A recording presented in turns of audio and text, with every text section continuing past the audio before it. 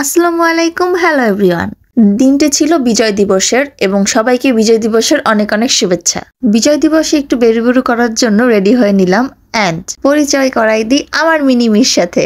মা মেয়ে দুজনেই ম্যাচিং ম্যাচিং। ওই দিন সারাদিনটাই আমরা দুজন ম্যাচিং ম্যাচিং ড্রেস আপ করছি। তারপর আমি, আমার মা এবং আমার মেয়ে বের হয়ে পড়লাম। আমরা চলে গিয়েছিলাম আফতাবনগরে। আফতাবনগরে ই ব্লকে ৩ নম্বর রোডে নোবেল স্কুল অ্যান্ড কলেজের মাঠে চলছে পিঠা উৎসব এবং আনন্দ মেলা। মেলাতে ঢোকা মাত্রই দেখলাম পুরো মাঠ জোড়াই রয়েছে স্টল। কিছু রয়েছে খাবারের, কিছু রয়েছে ড্রেস অলংকার, আর কিছু রয়েছে খেলনার। মেলায় ঢোকা মাত্রই প্রথম স্টলটা ছিল খেলনার। যেহেতু আমার মেয়ে অনেক ছোট, খেলার তেমন কিছুই বোঝে না, নেক্সট কোনোদিন আসলে হয়তো এখান থেকে আর ফিরে যেতে পারবো না। তারপরে ছিল সুন্দর শাড়ি, জামা আর কিছু টুকিটাকি জুয়েলারি কালেকশনগুলো অসম্ভব সুন্দর ছিল, কিন্তু ভিডিও করার চক্করে আমার কিছু কেনাই হলো না। এরপরে চলে গেলাম আরেকটি স্টলে। এটির নাম ছিল রাজশাহী বাড়ি। এখানে ছিল বিভিন্ন রকম আচার, যেমন জলপাই আচার, টমেটো আচার, চাটনি বলা যায়, রসুনের চাটনি, তারপরে ছিল বিরিয়ানি, আর সাথে ছিল আপনার রাজশাহীর মিষ্টি। এই স্টলের আঙ্কেলের ব্যবহারটা খুব ভালো ছিল, কিন্তু ভিডিও করার চক্করে প্রথম যেহেতু আমি আসছি, চাচ্ছিলাম যে আগে সব ভিডিও করব, এই কারণে খাওয়া হয় নাই। কিন্তু আমি নেক্সট যখন যাবো এই মেলাতে, তখন আমি এই আঙ্কেলের আচারগুলো অন্তত ট্রাই করব। এরপর চলে গেলাম আরেকটি স্টলে, যেটির নাম ছিল তিতির। এই তিতিরের অনলাইন পেজও রয়েছে অ্যান্ড আমার যতদূর মনে পড়ে এদের একটা শপও রয়েছে ড্যামরাতে, মেবি, আমার ঠিক মনে নেই। তো এদের 3 পিসের কালেকশনগুলো অনেক অনেক বেশি সুন্দর ছিল। যেহেতু ঘোরার উদ্দেশ্যে গেছি, আমি হাতে করে কিছুই নিয়ে যাইনি, কিন্তু এখান থেকে একটা ড্রেস আমার পারচেস করতেই হবে। খুবই নাইস কালেকশন ছিল। এখানে চাদর, ডাইনিং টেবিলের কভার, 3 পিস সব কিছু ছিল এবং প্রাইস রেঞ্জও আমার কাছে খুবই রিজনেবল লাগছে।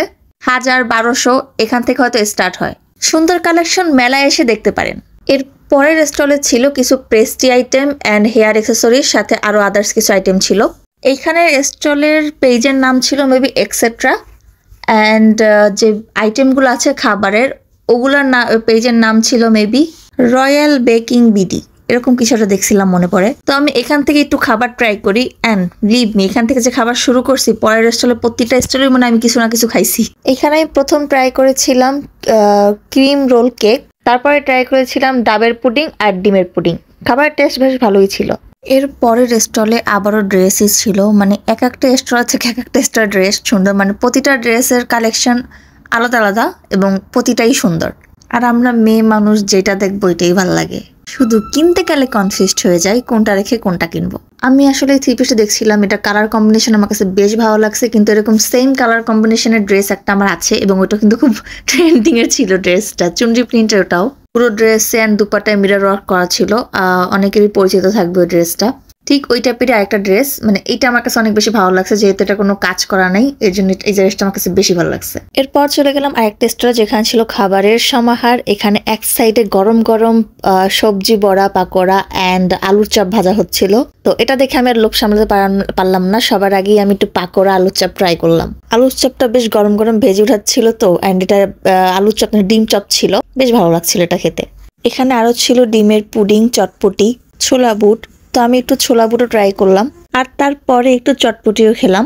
এই স্টলের কোনো নাম নাই, বেশ কয়েকজন আপু এই স্টলটা নিয়ে বসেছিল, তাদের কোনো বিজনেস নাই, তারা শখের বসেছিল, কিন্তু স্টলের খাবার প্রত্যেকটাই অনেক মজার ছিল। এরপর পাশের স্টলে দেখলাম কিছু শীতের কালেকশন, কিছু বাচ্চাদের শীতের কালেকশন, কিছু বোরকার কালেকশন। বেশ ভিড় ছিল, তাই এই দোকানটা আর ঘুরলাম না। চলে গেলাম পাশের স্টলে, যেখানে ছিল বিভিন্ন রকমের পিঠা, পাকোয়ান পিঠা, দুধে ভিজানো চিতই পিঠা, নকশি পিঠা, তারপরে জামাই পিঠা, চিতই পিঠা, আর সাথে বিভিন্ন রকমের ভর্তাও ছিল। তো আমি এখান থেকে না দুধে ভিজানো যে চিতই পিঠাটা আছে ওটা ট্রাই করতেছিলাম। পিঠাটা বেশ মজাই ছিল, বেশ সফট ছিল, যার কারণে খেতে অনেক ভালো লাগছিল। এরপর সাইডেই দেখলাম তৈরি হচ্ছে গরম গরম ভাপা পিঠা।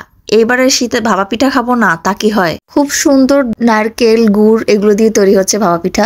অনেক স্টলে দেখলাম পিঠা আপনার অনেক আগে থেকে বাসা থেকে বানিয়ে নিয়ে এসে স্টল দিয়ে বসেছে, কিন্তু অনেকেই দেখলাম যে ওখানে বসে তৈরি করে তারপরে গরম গরম আপনাকে সার্ভ করছে। তো এই দোকানের এই জিনিসগুলোই বেশি ভালো লাগে, কারণ পিঠা জিনিসটা একটু ঠান্ডা পছন্দ করে না, সবাই চায় একটু এই শীতে গরম গরম পিঠা খাবে। তো এই পিঠার দোকানে এই জিনিসটা মেনটেন করছে, এটা আমার কাছে খুবই ভালো লাগছে। এবং এটার দামও কিন্তু অনেক কম ছিল, একটা বড় পিঠা ছিল, ভিতরে বেশ ভালো পরিমাণের গুড় নারকেল দেওয়া ছিল, অ্যান্ড প্রাইস ছিল মাত্র 25 টাকা। এর পাশেই ছিল কিছু কাঠের জুয়েলারি, কাঠের জুয়েলারিগুলো খুবই আনকমন ছিল, আমার কাছে অনেক ভালো লাগছে। বরাবরই আমার কাঠের জুয়েলারি অনেক ভালো লাগে, কিন্তু সচরাচর আমার পরা হয় না, বাট ভালো লাগে। তো এই আপু সবসময় বসে কিনা আমি জানি না। এই মেলা 14 তারিখ শুরু হয়েছে, এতদিন বসে নাই। 16 তারিখে শুধু বসেছে আপু, এবং সেগুলো নিজের হাতে তৈরি করে। তাদের কোনো অনলাইন পেজ নেই, তারা অফলাইন সেল করে। 21 তারিখ অব্দি মেলাটা থাকবে, তো দেখা যাক যে কেউ ভাগ্যে পান কিনা। এগুলা খুবই ইউনিক কালেকশন ছিল, তো এখান থেকে আমি একটা সেটও কিনে নিয়েছিলাম। এই স্টলে কিছু কাঠের টিপও দেখলাম, এবং আমি জানতামই না যে কাঠের টিপও হয়, এই প্রথম দেখলাম। এর পাশে দেখলাম জুয়েলারি দোকান, এবং ওই মেলায় সব থেকে ভিড় ছিল শুধু এই দোকানটায়। এখানে চুড়ি থেকে শুরু করে হেয়ার ব্যান্ড, গলার সেট, সবকিছুই ছিল। একটা বড় গয়নার দোকানই ছিল বলা যায়, কিন্তু আমার কাছে মনে হলো এখানে অনেক বেশি দাম চায়। মেলা হিসাবে এখানে যেহেতু সব রকমের লোকজন আসে, তো সেই হিসাবে একটু কমাই রাখা উচিত, কিন্তু অনেক অতিরিক্ত বেশি দাম চায়। যেমন আমি যে হেয়ার ব্যান্ডগুলো ইউজ করি, বো ব্যান্ডগুলা, ওগুলার প্রাইস সে 150 টাকা, 120 টাকা, এবং লাস্ট 100 টাকা বলছে। কিন্তু ওগুলো আমি মিনিমাম একদম সর্বনিম্ন 60 টাকা, 70 টাকা, 50 টাকা, যার কাছে যেরকম দিয়ে পারি আর কি, সেরকম রাখে, কিন্তু এনি কমাবে না। যাই হোক, এখান থেকে আমার আহামরি তেমন কিছু পছন্দ হয় নাই, তাই আফসোসও ছিল না। এরপর পাশের স্টলগুলোতে রয়েছে আবার খাবার। একটা বিষয় খুবই কমন ছিল, খাবারের বেশিরভাগ দোকানে ছিল কেকের দোকান। ধরুন ওখানে যদি 10টা দোকান থাকে, তো 6টা দোকান কেকে পাবিনি আপনারা। তো খাবার খেতে খেতে এমন অবস্থা হয়েছে যার খাবার খেতে ইচ্ছা করতেছে না, তো খাবারের দোকানগুলো পার করে চলে গেলাম আরেকটা দোকানে, এবং সেই দোকানে গিয়েও দেখি ওখানেও কেক। এগুলো কেকের দোকানে না দাঁড়িয়ে এটা কেন দাঁড়ালাম, এটা একটা কোশ্চেন হতেই পারে। তো এখানে কেক, টাপ কেক ছিল এখানে, এটা আমার প্রথমত এটা ভালো লাগছে, অ্যান্ড দ্বিতীয়টা ভালো লাগছে যে এখানে রসমালাই কেক ছিল। রসমালাই কেক বেশ এক্সপেন্সিভ হয়, কারণ এটার ভিতরে রসমালাই ইউজ করা হয়, অ্যান্ড এটা সম্পূর্ণ রসমালাইয়ের উপরেই তৈরি হয়। বড় বড় 1 পাউন্ড 2 পাউন্ড কিনে এটা খাওয়া সম্ভব না। তো এই আপু এটাকে টাপ কেক হিসাবে সেল করতেছে, এই জিনিসটা আমার কাছে বেশ ভালো লাগছে। অন্তত যারা ট্রাই করতে চায় বাট পারে না, তারা ট্রাই করতে পারবে আমার মতো। অ্যান্ড এটার টেস্টটা ছিল অসাধারণ। মেলায় শুরু থেকে এই পর্যন্ত এত কিছু খাইলাম, কিন্তু সব থেকে বেস্ট লাগছে এই রসমালাই কেকটা। আপুর অনলাইন পেজ আছে, অনলাইন পেজের নাম মেবি নাইগার্স কেক সব টাইপের কিছু একটা ছিল, আমার ঠিক মনে নাই, বাট রসমালাই কেকটা অসাধারণ ছিল।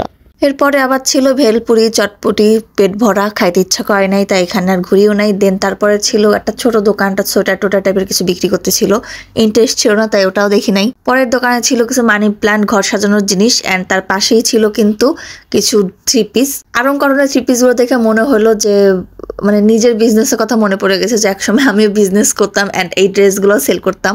এখানে আপুটা মেবি আমাকে বলেছিল তার ধানমন্ডিতে একটা শপ আছে, ওইখানে মেবি 3 পিসে সেল করা হয় কিনা আমি জানি না, বাট ওই ঘর সাজানোর মানি প্ল্যান্ট গুলো, দেন আদার্স কিছু জিনিস এখানে ছিল, ওগুলা কিনতে পাওয়া যায়। এই আপু 3 পিসের কালেকশন গুলো অনেক সুন্দর ছিল। এই হলুদ কালারের 3 পিসটা আমার খুব ভালো লাগছিল, কিন্তু ওই যে পয়সা নেই লেকার গাই, যাক মেলার কোথায় দৌড়াইতেছে, মেলা তো থাকতেই আছে। এই আপুরও কিন্তু ড্রেসের পেজ আছে, আপুর ড্রেসের পেজের নাম রুবাইয়াস এক্সক্লুসিভ। সবাই অবশ্যই মেলায় এসে কিন্তু এখানেও ঘুরে দেখতে পারেন, আশা করছি নিরাশ হবেন না, কিছু না কিছু পছন্দ হয়ে যাবে। এরপর শেষে দেখলাম একটা কয়লা ঘর, যেখানে বিভিন্ন রকমের গ্রিল কাবাব, রুটি, হাঁসের মাংস ভুনা, গরুর মাংস ভুনা এগুলো পাওয়া যায়, কিন্তু এগুলো এখন স্টার্ট করে নাই, জাস্ট শুরু করবে, কিন্তু আমার তো সময় ছিল না, তাই খেতেও পারিনি, কিন্তু দেখে মনে হচ্ছিল খুব লোভনীয়। এতগুলো দোকানের ভিতরেই একটা দোকানই খুব আনকমন, যে কোনো দোকানের সাথে মিল নেই। এরপর যাওয়ার সময় দেখলাম এখানে গোল মিটিং বসেছে, আই থিঙ্ক এখানে পিঠা প্রতিযোগিতার কিছু মিটিং চলছে। ঠিক মেলার অপোজিট সাইডেই কিন্তু রয়েছে একটা বড় দোকান, দোকানের নামটা আমার ঠিক মনে নেই, আমি ফেস দিয়ে দিয়েছি, মানে স্ক্রিনে দেওয়া আছে, দেখে বুঝে নেন। মানে এখানে চানাচুর, বিভিন্ন টাইপের চানাচুর মাখানো, তারপরে আপনার ফুচকা, চটপটি, এইসব আইটেম পাওয়া যাচ্ছিল, এবং এটা বেশ বড় একটা দোকান ছিল।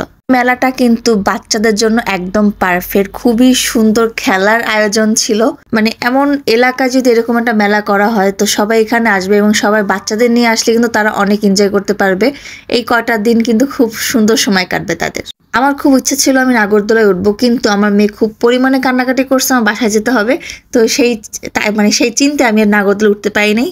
তো এই তো ছিল আফতাবনগর ই ব্লকের রোড নাম্বার 3 এর একটা মেলা। এই মেলাটি হচ্ছে গিয়ে নোবেল স্কুল অ্যান্ড কলেজের মাঠে। মেলা শুরু হয়েছে 14 ডিসেম্বর, 16 ডিসেম্বর উপলক্ষে কিন্তু মেলাগুলো খুব জমজমাট হয়ে উঠেছে।